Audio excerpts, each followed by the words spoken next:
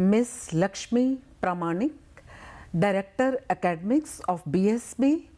Lakshmi ma'am has 27-year experience of working in various capacities as headmistress, principal, director in India and abroad in various educational institutions. For Lakshmi ma'am, I would say she is an embodiment of human values. She incarnates values of sympathy, empathy, love, affection, compassion. She is a finer human being, I must say. From her, we would like to know about BSB's vision and the textbook being prepared by Bharatiya Shiksha Board. You are welcome, Lakshmi ma'am. Thank you so much, Asha ji. Thank you so much for the humble introduction. So talking about the textbooks, I, being the director of academics of Bharatiya Shiksha Board, I look into the development of textbooks right from pre-primary to grade 12 of all the subjects. Great. Today, I will be focusing on English textbooks of the middle stages with special mention to grade 8 textbook, English textbook. So, talking about the middle stage, you know, children are coming from the preparatory stage to the middle stage. There is a jump in their curriculum. So, to make them comfortable with the present, curriculum pedagogies. So, we have our textbook aligned with the progressive approach from the preparatory to the middle, from 6, 7 to grade 8. And which aligns with NCFSE 2023 and NEP 2020.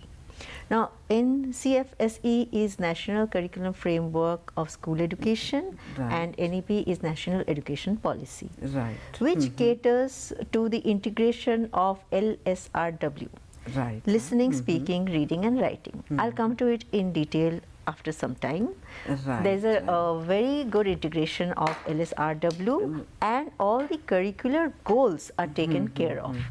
Curricular goals, I mean, if you look into the learning outcomes, which are there for every unit, in the front page of every unit. Our textbooks are divided into 5 units. I'll come to that again after some time.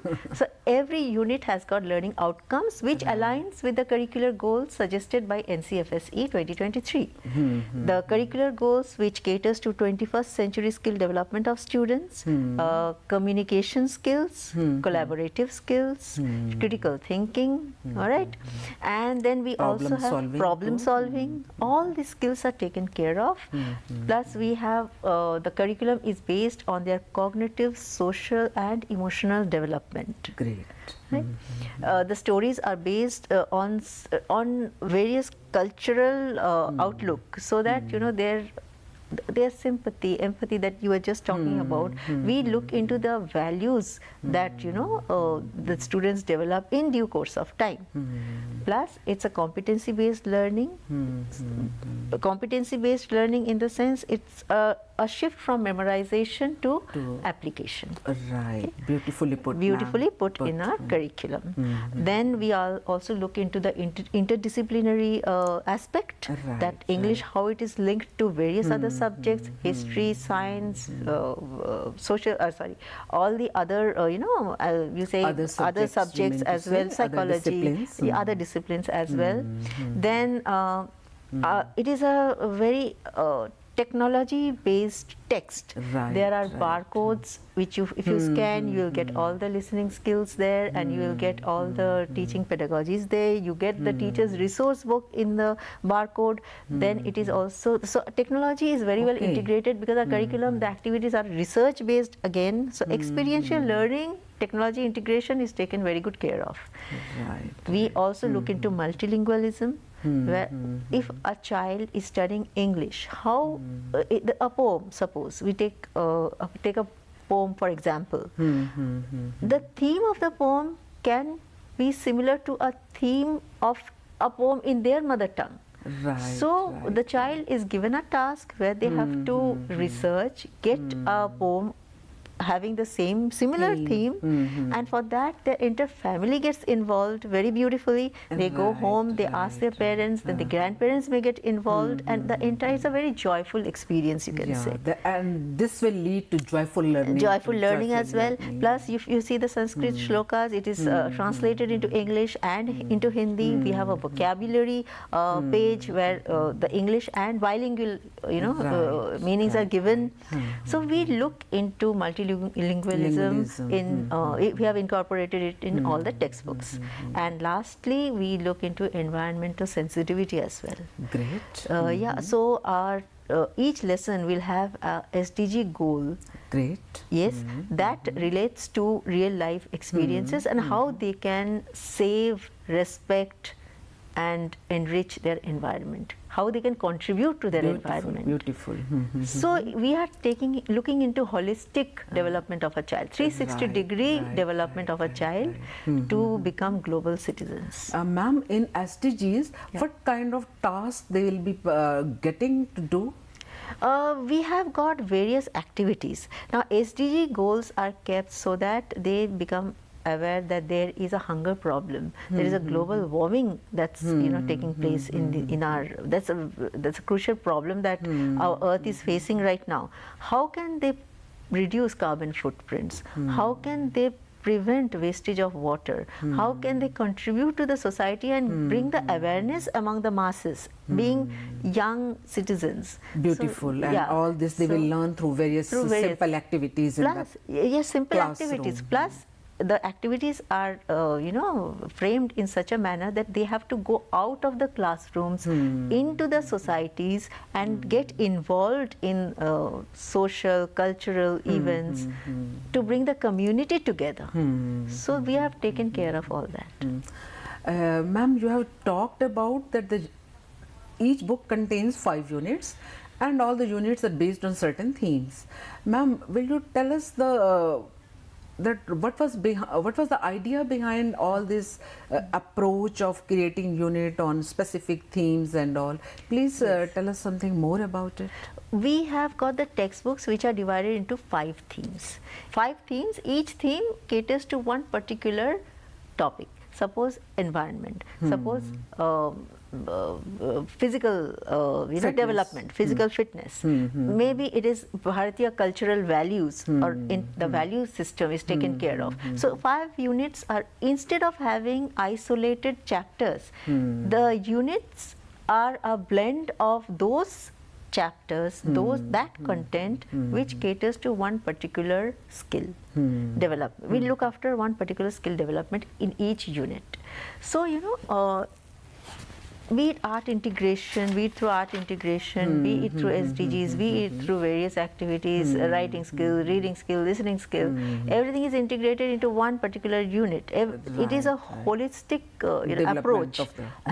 approach to the intellectual development of a child, physical and intellectual development of a child. And we can say social emotional too. Social emotional too. Each unit will have functional language, that is grammar, phonics, so that their communicative skills develop. They are accurate in writing, they are accurate in speaking. So we have tried our best to have everything incorporated into one unit.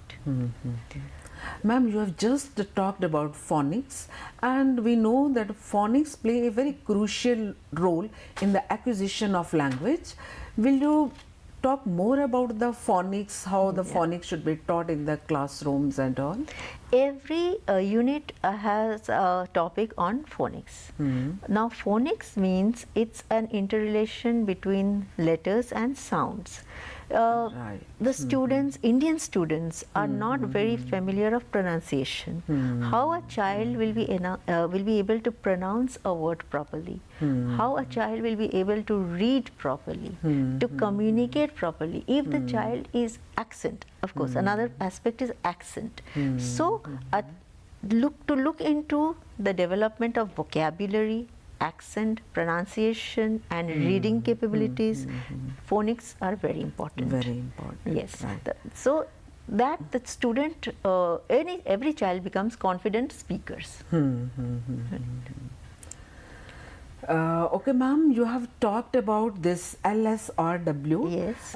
And our books has lot of activities for developing this LSRW. Right. Ma'am, can you give some examples of Yes. in what way the activities have been put in the textbook and all? The basic requirement of teaching language is the development of these 4 skills: listening, speaking, reading and writing. So we have incorporated listening skills in every unit, which has at least one audio input and comprehensions, reading comprehensions. Speaking will have various activities like elocution, debate, then speeches, right? Dialogues. For writing, we have all the essential writing skills: short passages, long passages, articles, reports, letter writing. Then we also have functional grammar, phonics. And then lastly, we have reading. For reading, we have guided reading, so that the student will be able to comprehend a passage properly, read properly, and then understand and analyze a particular passage. So this is a mandate by NCFSE as well, that we have to incorporate listening, speaking, reading and writing, and we have done it beautifully in each and every unit in a particular textbook. Now coming to IKS. My next question pertains to that. I was going to talk about that, ma'am. Like you have just referred to IKS, that our books have integrated IKS in all the textbook for class 3rd to senior levels and all. Ma'am, how does this IKS is integrated into the textbook with the modern English language learning setup and all? Yes. So, IKS, Indian Knowledge System, is very seriously taken care of by Bharatiya Shiksha Board. We want our children to be rooted in Indian culture, yet have a global awareness. These two are juxtaposed. The two concepts are juxtaposed. Beautiful. And if you see the textbooks, this is grade 8 textbook, and it has got the cover page which depicts a traditional or tribal art, which is called Jadopatiya. All right. So it depicts one of the lessons that we have in the book. The lessons are mainly in content integration. We have taken care of Indian knowledge system. If you look at the lessons, these have the units have got a Sanskrit shlokas, which is related to the theme, right? Then we also have the illustrations, very beautifully depicting what we want to convey. At the back, the illustration at the cover page has got the write-up at the back, where the student will be able to know what it depicts and from where the art has been taken. And then talking about traditional sciences, we have incorporated yoga, Ayurveda, astronomy, mathematics into our textbooks. Indian philosophy. We have got our ancestors. At the back of the books, you will have a page, the 4 ancestors that we have. Every textbook has got 4 ancestors and a write-up about them. Beautiful, beautiful. So we have paid homage to our ancestors who had contributed a lot in our traditional education system. And plus this will be inspiring for the students. Very much inspiring for the students. They will get to know who our ancestors were, and they will have respect for our traditional heritage, wisdom and heritage. We have a rich culture. The students will be aware and proud of their culture. So yet some of the stories are also catering to British and American authors. We have taken their work as well, so that the modern pedagogical approach and global awareness is not lost. Through our through the blending of Indian knowledge system, as well as the international approach. Approach. We have taken very good care of. Beautiful, wonderfully put, ma'am. Ma'am, would you like to suggest something to the teachers how they should take up these books in the classroom and Yes, I feel I have seen the challenges the teachers face in teaching these particular lessons, because there's a poem of Swami Vivekananda which depicts self-awareness. Most of our stories are taken from Ramayana, Mahabharata, and the scriptures, the Vedas, the Upanishads. So we, for making things easy for the teachers, we have got our teacher's resource book, Great. which is devised by a very experienced and intellectual team of teachers and professors. So now the teacher's resource book has got all the strategies to go about a particular lesson. I request all the teachers to please go through the resource book, which is very well explained, and make maximum use of them before they enter into the class to teach a particular topic, because each and every topic is very well strategized in the teacher's resource book. So we can say that preparation of the teacher before going to the classroom It is very important. It's very important. Now we cannot expect a teacher to go to the class and be blank about what the teacher is about going to teach. So we are dealing with a class of maybe 20 students, 30, 40 students, we don't know. So each student should be an active learner.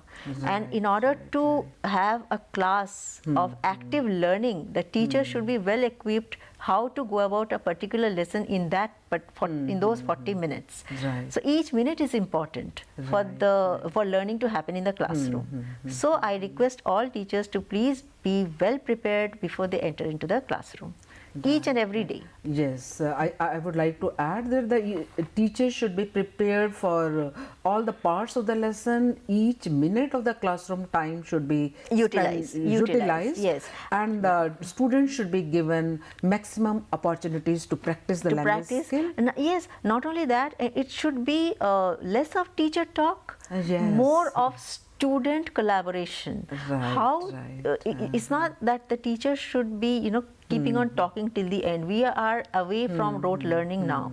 We want the teacher to be a facilitator who will guide the students to collaborate amongst themselves, to conduct the activities in such a way that like I said, active learning should happen in the classrooms. Right. The student will be engaging with the learning, and then he'll be active agency student is.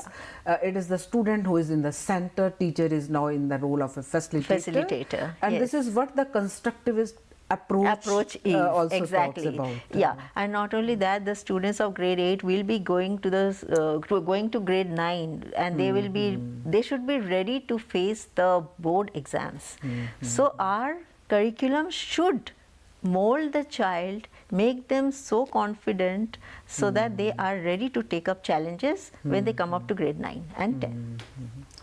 Ma'am, we got to know about so many things about the textbook and the vision of the BSB, and how the teachers can proceed with the textbook in the classroom. Ma'am, would you like to give some mantras to the teachers? Like mantras, before giving the mantras, the teacher should know why we are unique.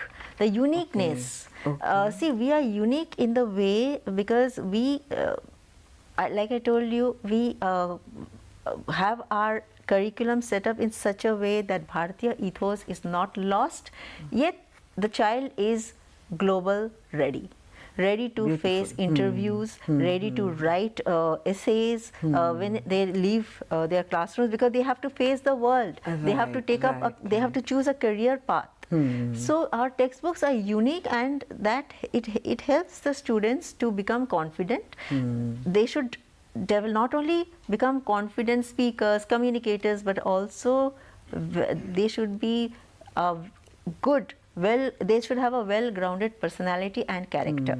Therefore, we have the Bharatiya values, which we try to execute through our textbook, so that the child is, once the child is in the school and out of it, the values are so strong in the child that they carry it to generations later on.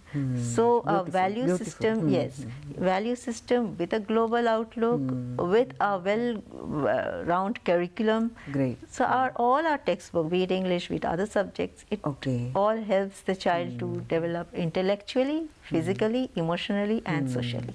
And to inculcate all this in the learner, I think the teachers need to build their capacity. Yes, of course. So the mantra that you are talking about, the mantra is to be very empathetic towards the child, understand, because we have it cannot be the same pedagogy that can be followed for every student. So it should be a differentiated curriculum, and a teacher knows the class best, the students best. So with empathy, with love, with respect, and with knowledge, how you can turn a classroom into a joyful learning experience, both ways. So Lakshmi ma'am, thanks a lot. It has been nice you being here Thank and you. guiding our teachers how they can handle these textbook in the classroom, about the BSB's vision and about the textbook and all. Thanks a lot. Thank you so much, Asha ji. Thank you. क्या आप अपने विद्यालय को 8th कक्षा तक की